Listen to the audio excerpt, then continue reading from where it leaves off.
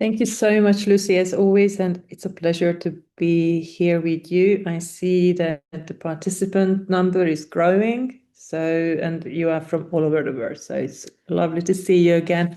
How are you feeling? I hope you're feeling really well.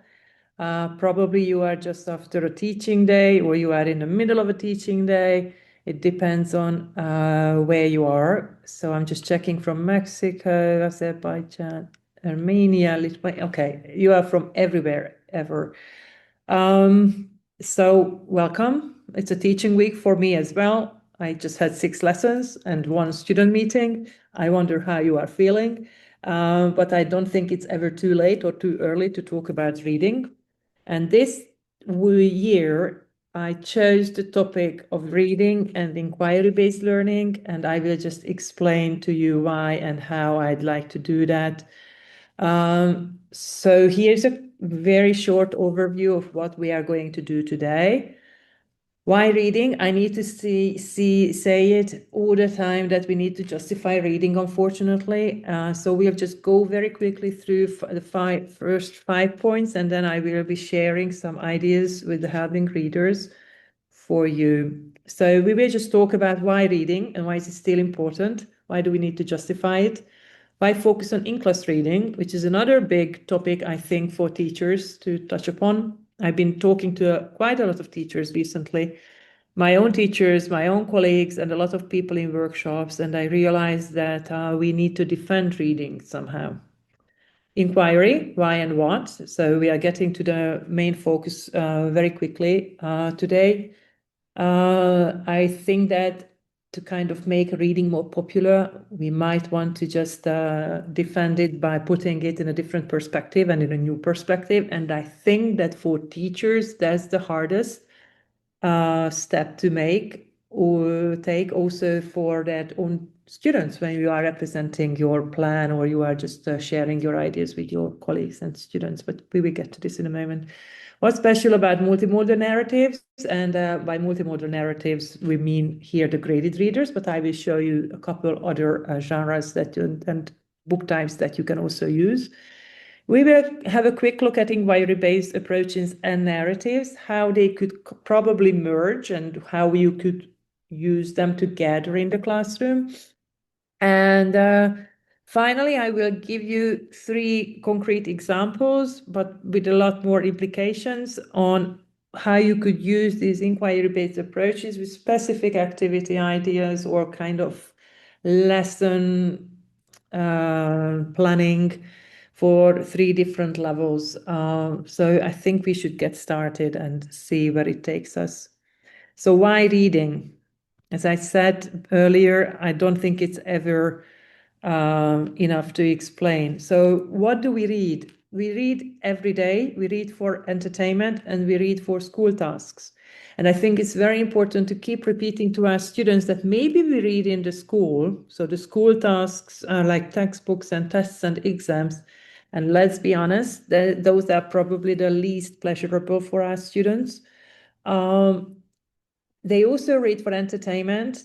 I mean, it's popular to say that students don't read. Oh, yes, they do. They do read, but they don't necessarily read what we want them to read. They read websites, they read social media, they read graphic novels, comic books, and quite a lot of them read novels, maybe not the ones that are on our wish list, but they do.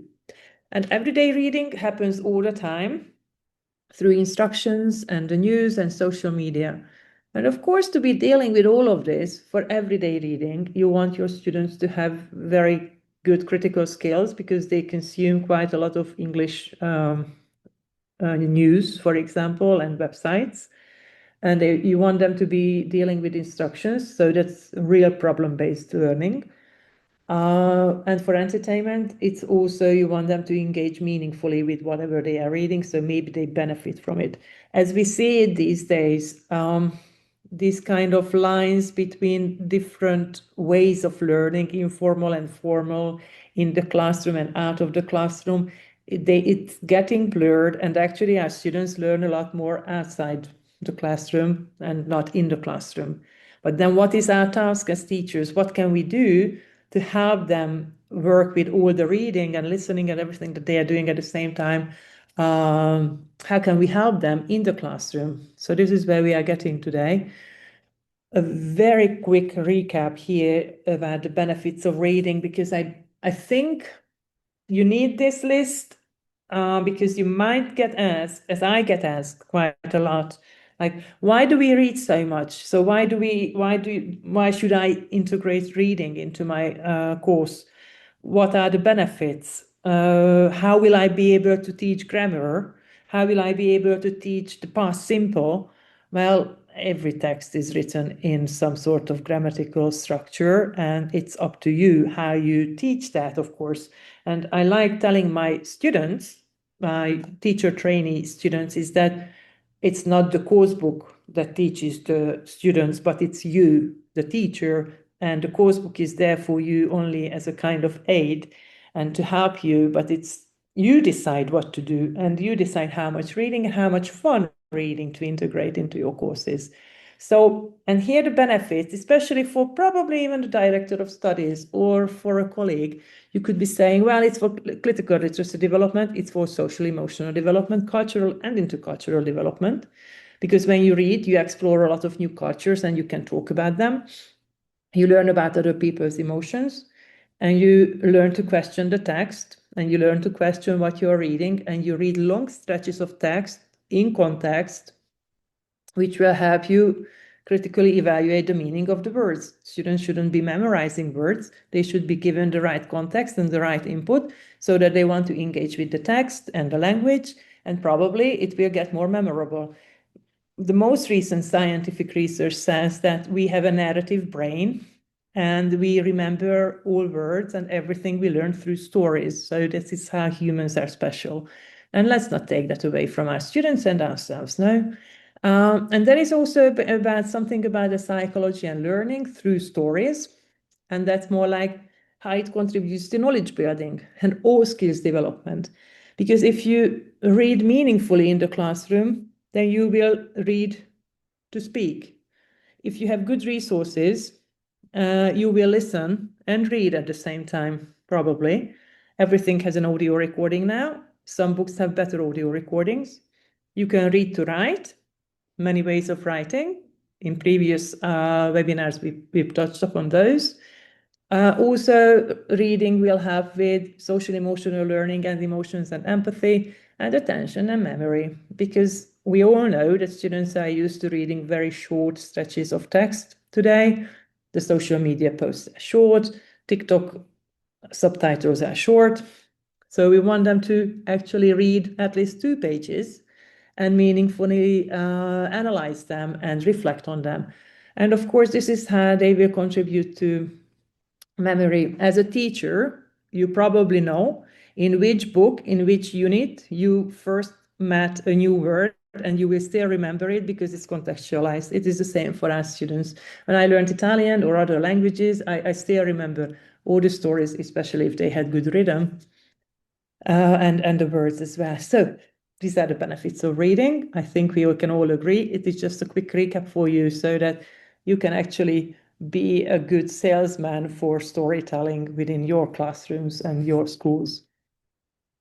So why do I want you to do in-class reading? That's the next big question, because most of the time we say that, oh, reading should be something like extensive reading, or when the students can read at home and then bring it to class and so on. So in-class reading is more about investment. And when you show your students that you invest time and resources in reading, then they will actually appreciate it, and they will be able to see how it is done. And of course, we need to invest the reading time at home and in the school as well. So we can't just expect students to read at home.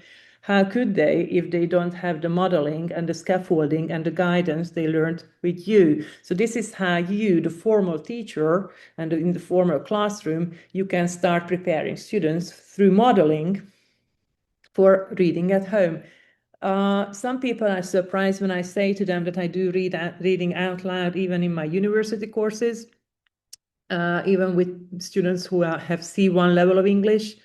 and not just with the little ones. When I used to teach A1 and even lower levels of little children, I did the same. Okay, of course, there was more role play and more acting, but when I read it out loud at university, I do it to model how I interpret, make sense of the text, where I stop to listen. I pretend that I don't understand a certain word, and then I show the students how to make sense of very complex texts. And the same way we can show students how to make sense of very simple texts. So the in-school reading will prepare them for at-home reading, but that's a very practical view. Of course, when you do in-school reading and in the classroom, then you could be also having fun and showing them that they can just read in whatever position they like, they can read in pairs and so on. And we will get to this as well, especially for the team-based reading, is that recently I noticed how reluctant students are when I give them a reading task, even just one text, a couple of pages. But when I change it and when I say that we are reading at home for the school, and we will get back to this at the team-based reading, how you can even guide and scaffold it even further, then you will see that when I give a text to students to read together, they read it, they always read it, they put it together. So now I have reading pairs and groups for the same text, and then we compare our findings. So that is like the basic idea behind team-based learning, but we will get to this. So you can do a lot in school and at home, and then make them somehow connect. So just a quick recap. This is like my mantra, my manifesto these days, like teachers who invest in reading time win. Through reading, we build communities. How fun it is to know that somebody across the ocean reads the same story as I do. And today, because the same stories have become popular, this is happening, right? Wuthering Heights is a big thing now. Soon Pride and Prejudice will be again adapted, and it will come out on one of the big streaming channels. So of course, we build communities through even classics. A consistent plan you create for your reading classes will pay off. You can show that you value reading. Your plan will show that you value reading. Successful reading programs integrate reading time. This is what I learned from other teachers. Actually, it's not my invention, and it's not just pure research. Teachers need to model reading strategies. And here I always need to mention that just because we imagine that our students come from reading families, it doesn't mean that they even read in their second language as well as they do in their first language. The second thing is that we don't even know where our students mostly come from. We don't know what happened to them in the first years of their lives, how much reading they received. So we don't know what kind of relationship they have with reading. The good thing is that we can recreate it.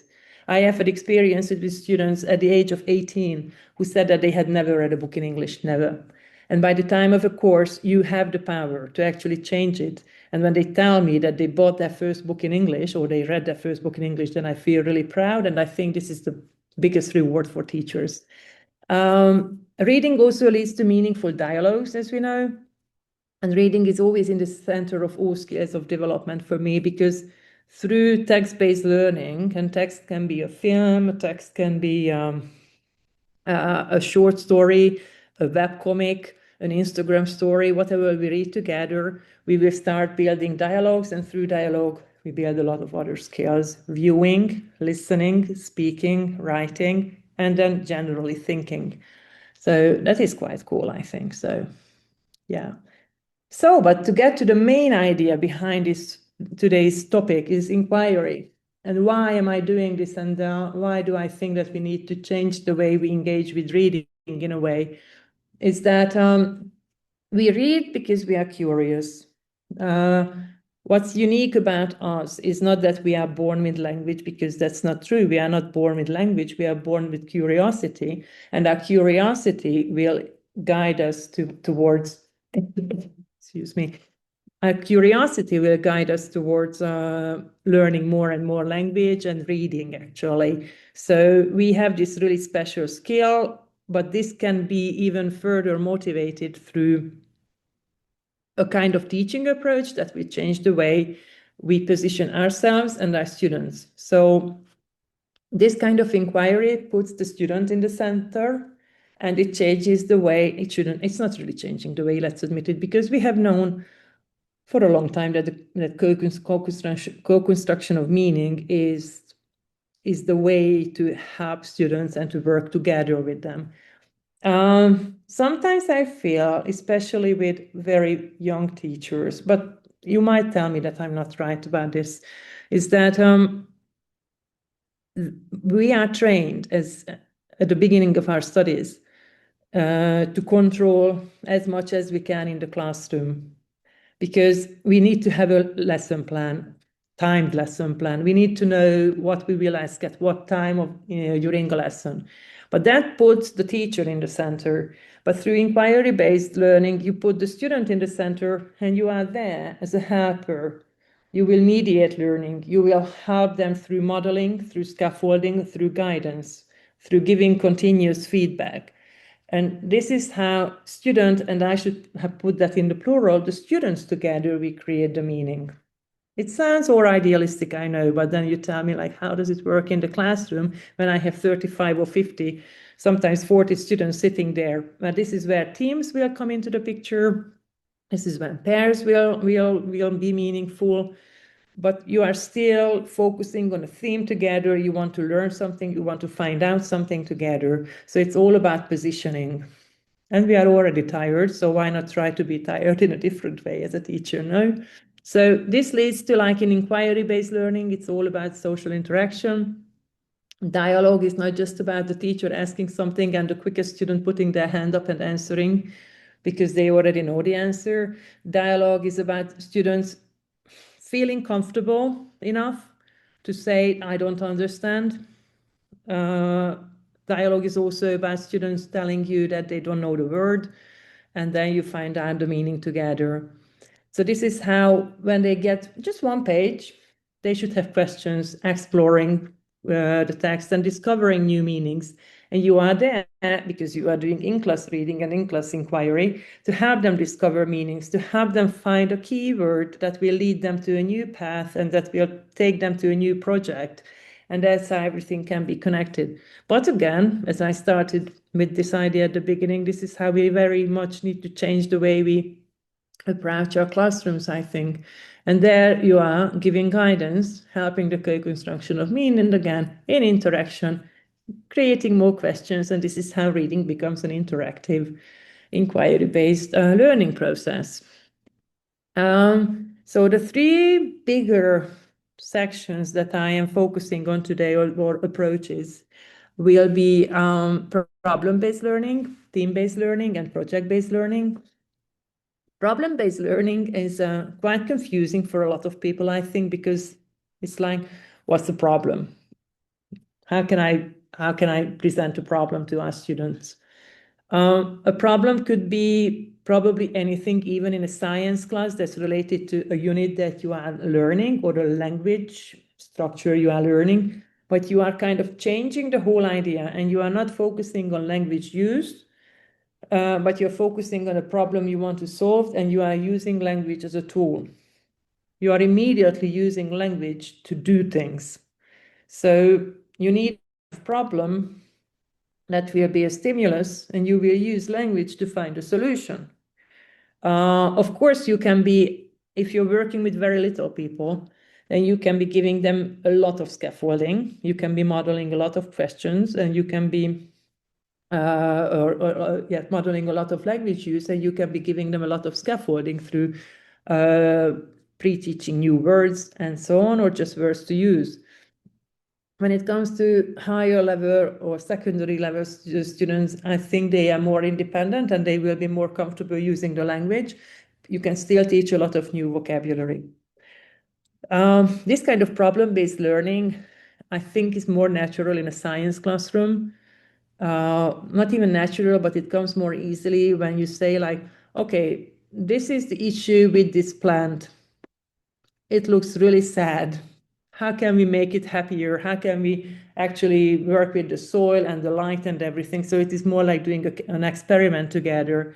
But you can have a very similar problem in the classroom, like, here's a story. Somebody feels sad in this story. Why do they feel sad? How can we make them happier? So the focus in this moment is not about you wanting students to use all the adjectives, because students don't care about learning adjectives. I can guarantee that. I don't care about teaching adjectives to them. I don't want them to learn the meta language of grammar and vocabulary building and lexis. I want them to use words.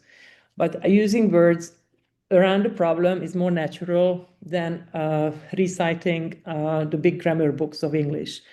So that's how problem-based learning becomes a key approach. Team-based learning, I think, is super exciting. The original idea of team-based learning, again, comes from medical backgrounds. When students are presented with an issue and they need to work in teams, but it also involves a bit of pre-learning. And pre-learning means that they do something at home, they come to class. You should be doing tests with them to see that if they can understand these pre-learned items individually.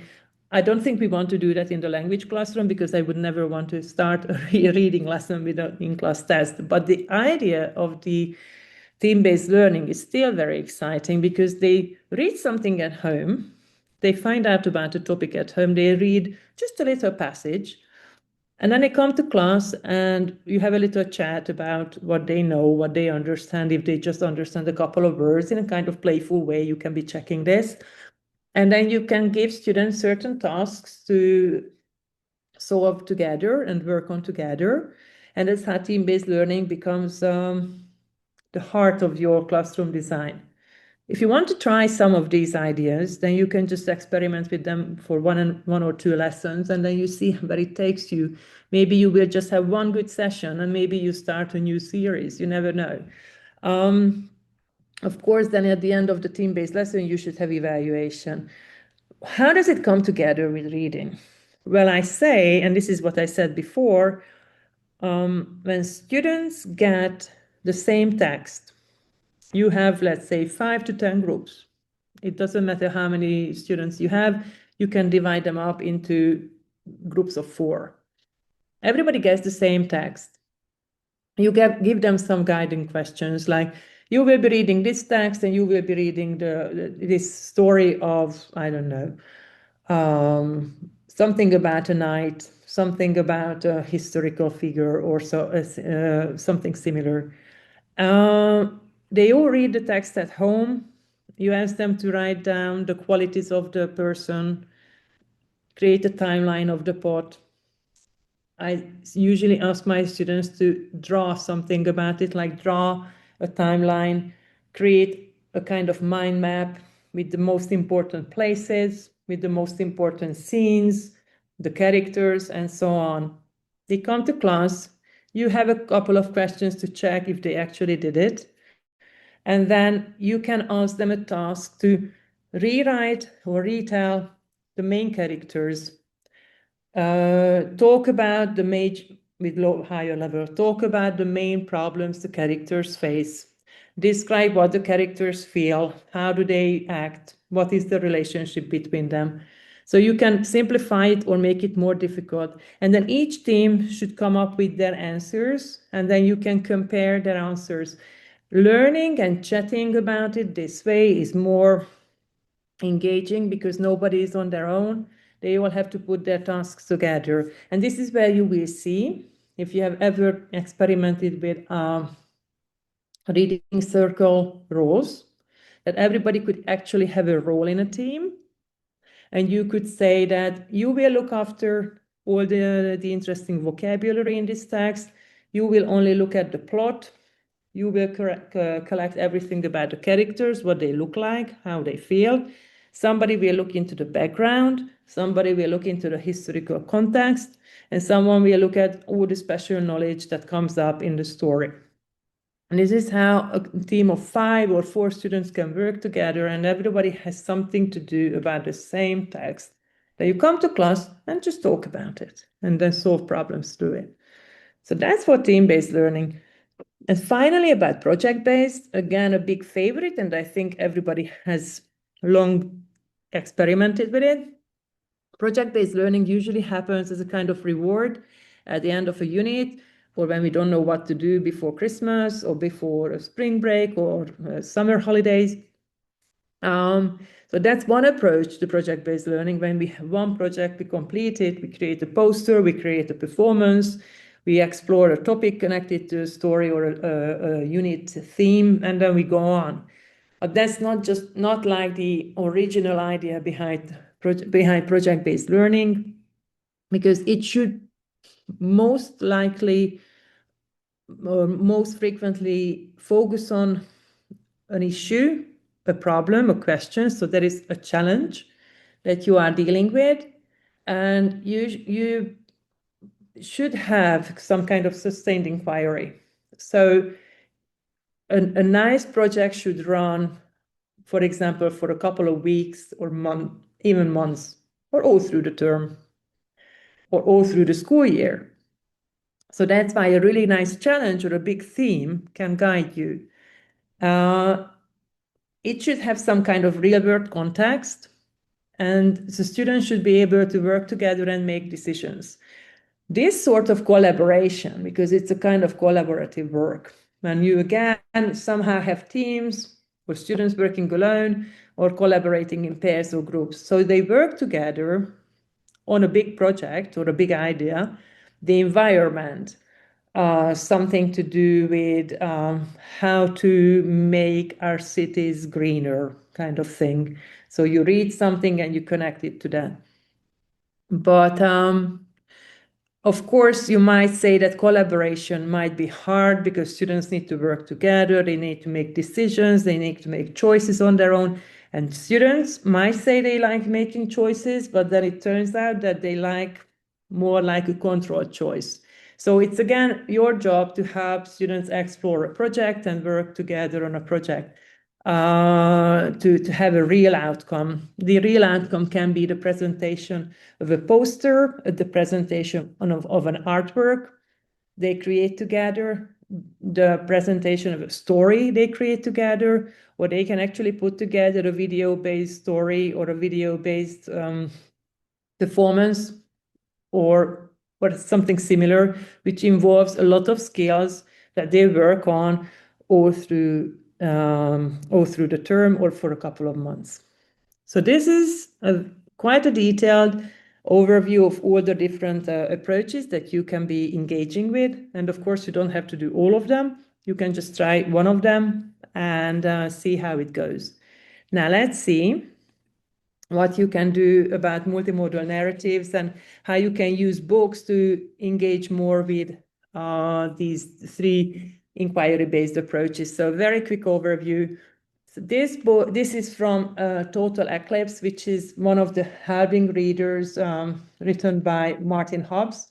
I really love this book series because it's about Liam and Rose, two teenagers who are time detectives. You might have heard about this story. I quite enjoy reading them. I still find them exciting. And the illustrations are superb. The big challenge here, and that's the real problem, like what would you do without technology and how would you solve problems if you time traveled without technology or phones or anything, when you only have yourself and the people around you and your own knowledge. So it's quite a cool challenge. And I think more and more students are interested in how we used to live in the 90s and before that. So it kind of takes them back to that time when they were all alone without their digital devices. So the Time Detectives is really about solving crimes. They are also about adventure, mystery, and they need to look for a lot of clues and find the solutions. So again, these stories lend themselves as perfect problem-based learning materials. So what kind of resources go into just a page when we look at the present representation of a story in the form of a graded reader? Because you might say that a graded reader is all about images and text. And that is true. There are images and text, but there are a lot more. For example, you have always the recording with soundscapes and really nice voice actors. So you have the sound and the voice. You have the written text, which is actually the smallest portion of the whole story, because you have the layout. That's also important. Imagine the same text written in really dense typography with really weird looking fonts, then you wouldn't really enjoy reading it that much. Then you have all these symbols like the little red dots, which will mark the glossed words, the difficult words for you. It's a bit like reading an ebook when you have the integrated dictionary. Here you have the glossary. The glossary is sometimes defined in a very simple way, and sometimes you have a small image, so you have the image. And finally, you have the big illustration, which is always meaningful. It will create some kind of atmosphere, evoke some emotions and emotional responses, create some context. So you have a lot of materials to work with.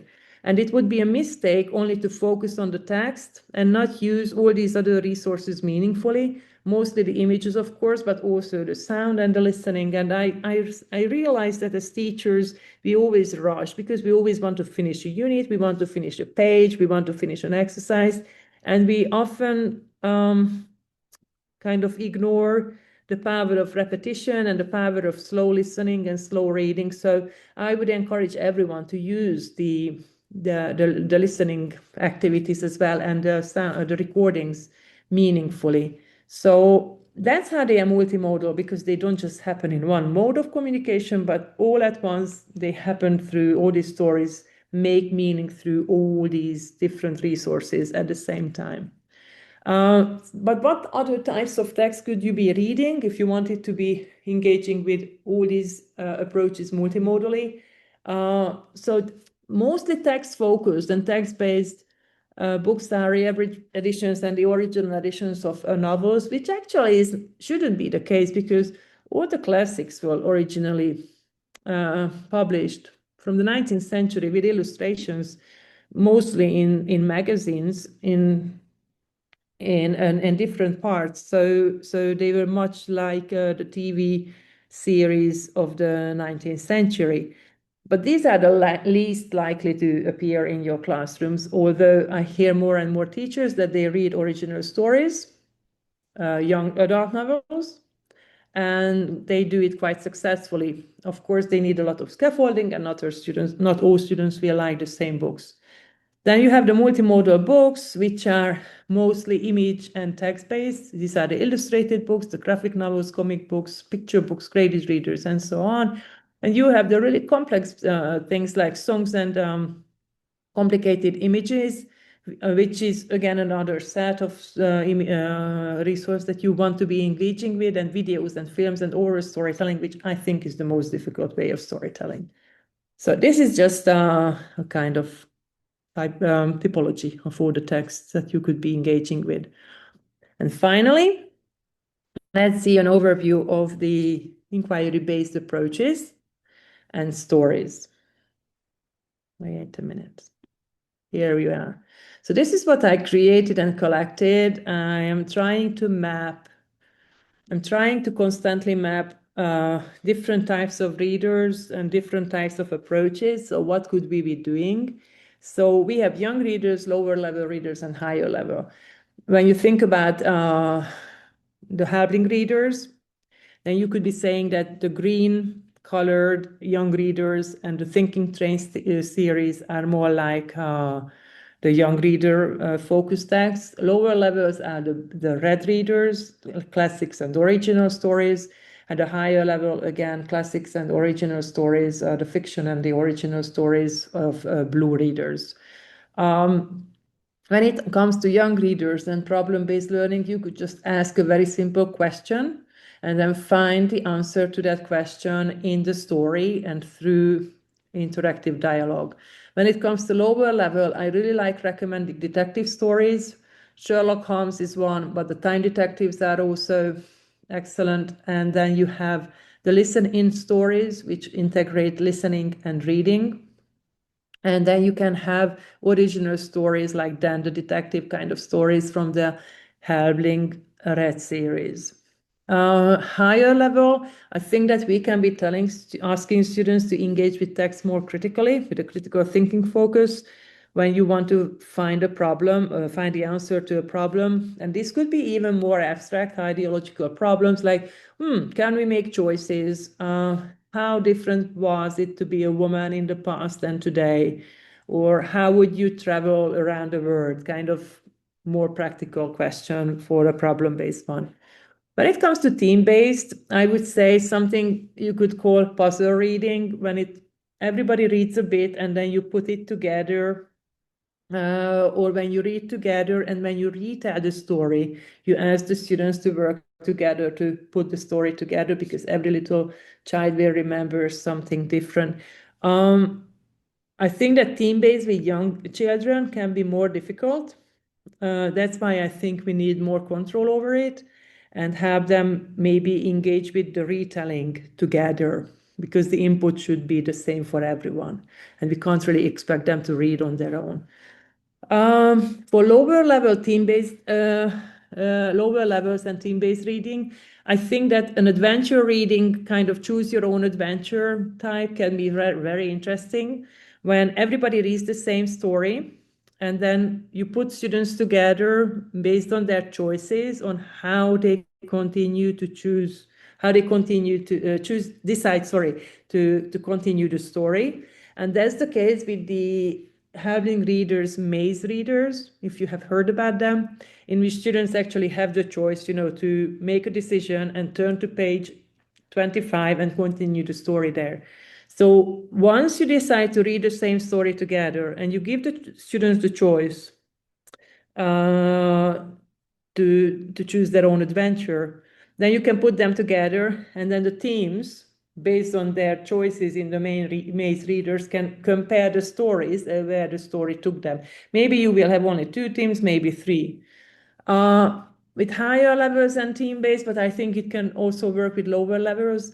I would go with the reading circle rules, and you can prepare badges together for the discussions, like I'm the vocabulary expert, I'm the setting expert, I'm the new word expert, I'm the character expert, I look after the plot. So everybody in a team will have a role, and all these people can work together and then compare their notes about the reading of a text or a chapter in a book.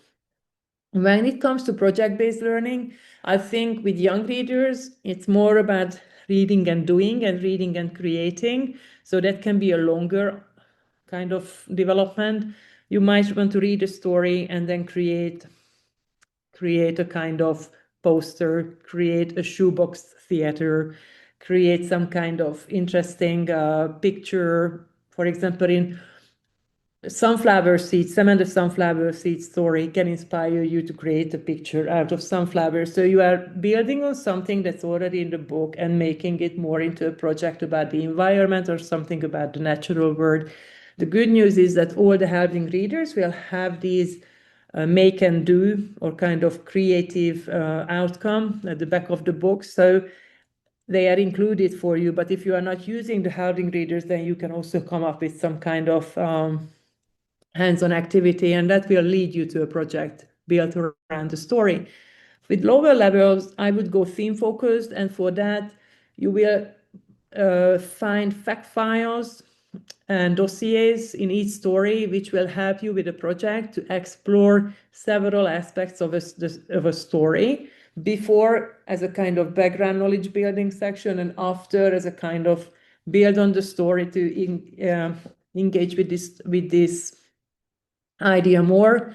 And that is quite interesting when it comes to comparisons between then and now. Like, how did it happen at the time of the story, and how is it right now in our world? When you read the classics, it's especially interesting. But let's see some more practical ways. So for example, young readers, how to control emotions. How do we feel? 2 readers come to my mind. One is The Bully and the other is Football Fury. Both of them are about how you feel, how you make others feel. And then you can learn about emotions, and you can see how others deal with big emotions and problems. For the listening series, there's a beautifully illustrated story. I'm going to show you a couple of pages from it. It's The Angel, which is quite a popular topic now, because I don't know, if you go on social media, you will see these ridiculous stories about big crime stories in which, fortunately, nobody gets really hurt. like big thefts and things like that. So it also happens in The Angel. So students can be real detectives, and you can even present big famous crime stories to them. I would always say the ones that are not really violent. And how would you solve that kind of theft? How would you be Sherlock Holmes, or how would you be a detective who actually wants to catch a museum thief, and so on. Higher level students, one of the latest readers that has come out is Thomas Hardy's Tess. Everybody knows and loves the story. It's quite a hard story with beautiful illustrations, but again, my own students love it and love to engage with it, and it's more about making choices and how you can make choices for your own life. So again, that's a higher level like ideological problem that you could be discussing with the students. Again, with team-based learning, we mentioned puzzle reading and the maze stories before, and reading roles. Here's one new title that I'd like to mention is The Time Machine. I think it's quite exciting today with all the AI, generative AI talk, and all the where the space travel will take us kind of discussions. So it's really nice to look back, see like how science fiction was born, read the time machine together, and then come up with ideas for like what will happen next and what other science fiction time travel stories have you seen, because students probably have seen a lot. And for project-based learning, here are a couple of examples. So environment, the sick dragon is a big favorite of mine. I wonder if you know the story, but do check it out. It's about a little dragon who gets really sick because there's a lot of pollution on Earth. And then the humans, we realize that we need to save the dragons, because if we clean up the waters and if we clean up forests, then the dragons will be safe again, and they will be healthy again, and they will protect us again. So it's a kind of fantasy, but it's also about the environment, and it's also about our responsibility to protect our environment. So here you might see like how it can turn into a longer project. It's not just about reading the story, but it's also about coming up with fantasy animals and creating your own favorite dragon. And then it's also about what do we do that is not good for our environment kind of idea. I have read it with 5-year-olds and they loved it, even at that level. The story works, but it's an E-level story, so it will work with 10-year-olds as well. If you go into details, not just about the images, but also that the text complexity will help you engage with 7, 9-year-old students as well. The good thing about the young readers is that the images will really help you with scaffolding, vocabulary learning, and discussions and story retelling. The total eclipse I have mentioned, but I didn't tell you that it's more about astronomy, and it's also about the Middle Ages. So there you go for project-based learning. You can travel in time, and you can also have CLIL-based interdisciplinary projects about like what goes on in astronomy and what goes on in history. Finally, let me recommend 1984, which is quite a popular novel these days. It's quite a hard one. And there the project can be like comparing 1984 and surveillance, propaganda, and the social use of social media today, which will take you very quickly to critical social media literacy and critical literacy in general. Like I would ask my own students to come up with rules about how to check if a news item is true or false, or how to check the validity of the content. Of course, I wouldn't use technical terms with them, but I would just ask my students to come up with a checklist to decide if the social media image or content they are looking at is fake, was AI generated, or is reliable, or there's something they can trust.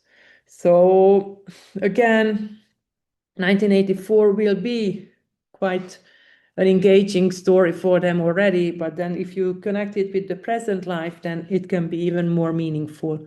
And a couple of more concrete examples, just to show you, like Tess looks like this. And let me highlight that all readers have these reflection boxes, which will help you continuously engage with project ideas, personal responses, and just to make the chapters more connected to the students. So every time you use a reader, look for these reflection boxes and learn from them, because they lead to engagement, they lead to problem-based thinking, critical thinking, making connections, and they lead to new project ideas, even mini project ideas within a chapter. So that's just an example from TESS, and just an example of what a reflection box looks like. So just to show you in real life what these ideas might look like when it comes to using the actual readers. So this is the first double page in the football Fury. And here you can just talk to, let's see, what age are they? It's a level C, so they will be in the primary years, these students. It's a level C thinking train book. Every single page and every student who is represented, every little young learner who is represented in the pages, all the faces have really meaningful emotions.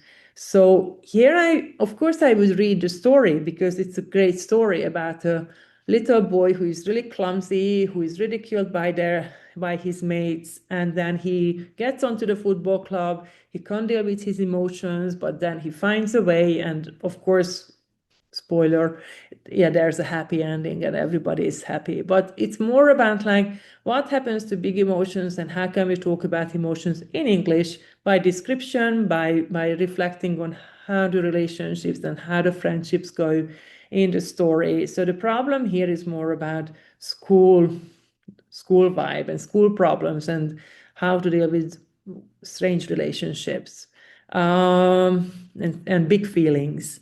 So for example, a flow could be like positive and negative emotions in general. Just let's collect some: happy and sad, and angry and supportive, and kind, and not kind, and then you can teach new words there. But then I would look at the image, and how does the boy in the red shirt feel? Focus on that and talk about that. Does he feel angry, sad, shy, happy, or brave? And I really feel for this little boy. And how do the others feel? Why are they laughing at him? How does this little girl feel here? So it's all about emotions we are dealing with. The problem is about relationship, no friends, no success, difficult to control emotions. And as you read, I would collect information and then retell the story, but focusing on emotional development. Again, I'm just telling you that you focus on emotional development. You would just say to the students like, now, tell me, how did he feel at this point, at this point, at this point? So how did he become positive and confident, and how did they become friends? So that's how you can actually focus on an issue here through a story. So here is the angel book. It's quite a kind of beautiful imaginary world. Here is sort of a famous crime. Here the pre-reading activity is more about something was stolen from the Louvre and the thief in the night. It's an old story from 1911, but it helps you actually describe a case, pretend that you're the detective, learn the words of like the whole crime scene, and then recreate it, retell it, and try to be a detective and solve the crime story. Here again, you get to build vocabulary about the case, give students guidance for the reading session. This book will have special listening pages in which you, through the listening, you get ready to read the chapter in class, which is great because you can listen to a passage, predict what will happen, actively engage with the story, and then try to find solutions to all the way through the crime scene. And I would say that while you're reading, I would ask students to read the chapter alone first, and then have focused and guided roles for different pairs and groups. This is connected a bit to team reading for the problem-based activity. So here is the example of how the project-based learning could go. You read a story together and then you integrate subject areas. So for example, in Total Eclipse, it's not just time travel of these two teenagers, but history, astronomy, and women's rights. So, but it's in a light and beautifully represented way. You are not just reading the story, but you are reading about crime solving, being a detective, being in an adventure, and you're learning about medieval history and astronomy at the same time, because it revolves around the total eclipse and what's the solar eclipse is the story about. So students get to actually explain it and tell you about it in English. And higher level learners and team-based learning, I would say I would take the time machine because of what's going on in the world. All my students tell me that every lesson is about AI today.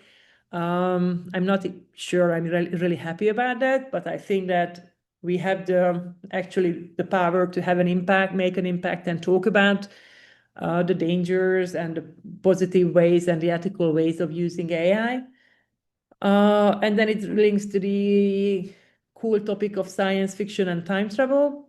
So here for the team-based one, I would ask students to collect as much as they know about AI and prepare. This is the pre-learning session, like how is AI and time travel related? You could even ask students to read only one passage and one paragraph from the pre-learning fact file, and then they can put it together. It depends on your students. You know your students best. Maybe everybody will read everything and then they will put their new knowledge together and share their new ideas. But maybe I find it quite useful sometimes to divide longer texts up to into shorter sections, so students will actually meaningfully read a shorter section. And I'm happy with fewer input or smaller input. But when I know that my students really engage with it and then they talk about it in class, especially if they have only 1 or 2 days between two lessons. So I would start with building knowledge about time travel. I don't think that we need to just throw the book at our students and tell them to read it. And then when they come to class and start reading together, again, it could be team-based reading, the way I explained about different roles. We all read the same section or chapter together, and then we try to put even complex stories together, and that's how you can go back, check if they have understood something, find answers to your question, and find answers to the reflection boxes. What I keep recommending is use the reflection boxes as much as possible, because they help you focus on the chapter and help you make connections. So this is practically it, the big idea here. As a summary, I could just go back to my original big overview of like how you can integrate many different types of reading and inquiry-based approaches by changing the way you think about a reading lesson, by focusing on theme-based reading, by focusing on finding an answer to a problem, and by focusing on a longer sustained inquiry with a bigger theme through a story and all the different topics that are connected to that story. So I hope you find these ideas meaningful and useful, and I hope that you will just try one idea sometime in the next few weeks and have fun with it in the classroom. Thank you so much for your attention, and I see that there are lots of comments in the chat box. I don't know if I need to answer anything. I'm asking Lucy for help here. Nora, firstly, a huge thank you. You can probably see that most people are just saying great ideas, really interesting, really thought-provoking. Thank you so much. But in addition, we've had a few people asking questions about how do we select the correct level of reader or easy, yeah. Very easy. So 2 things. One really strange thing that I can tell everyone, When you ask students to read alone, I would always recommend reading below the level a little, so they feel very comfortable and they don't feel confused, because I still like reading an A2 level book. I'm sorry to say that, but it is like really satisfying to read something very quickly. And I have read a full story. So if they, I mean, I have a reader here, you see, like here, all the readers have their little numbers and their little levels, 1 to 5, for example, but the same for the, you see, for the thinking train books, for example. So starters, movers, you first decide the level based on what is recommended on the book, on the back of the book.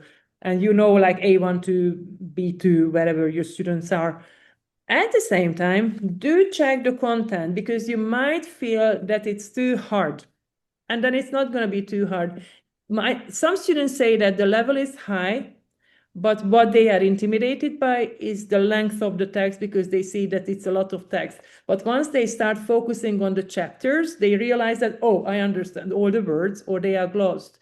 So maybe you, by the look at it, you say, oh, this is not A2. But if you look at the text, trust me that they have been graded and they have been meticulously checked, so that everything that might be hard for the level that you are teaching is explained. So this is how students learn new vocabulary. And there are just certain texts that cannot be, you cannot erase all the horse vocabulary out of Black Beauty because it's about horses, but that's fun because students love learning about animals, for example, so they will benefit from this. So you choose, always judge a book by its cover, choose if you like the cover or not, and then choose based on the level recommendations, the two together. And the theme, I say, find as many connections with your course books as possible, because I know you have to follow a kind of course plan, but you will find a lot of meeting points and connection points for the readers to substitute, to supplement, to add to your big course plan. So I hope that helps.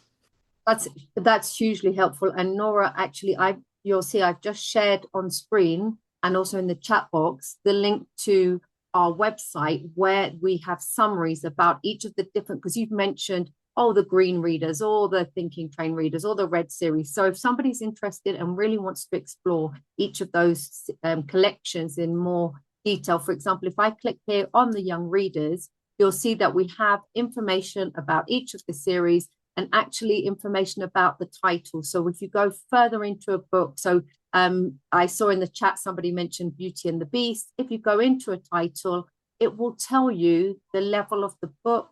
It will tell you we have sample materials. It will tell you which resources are available.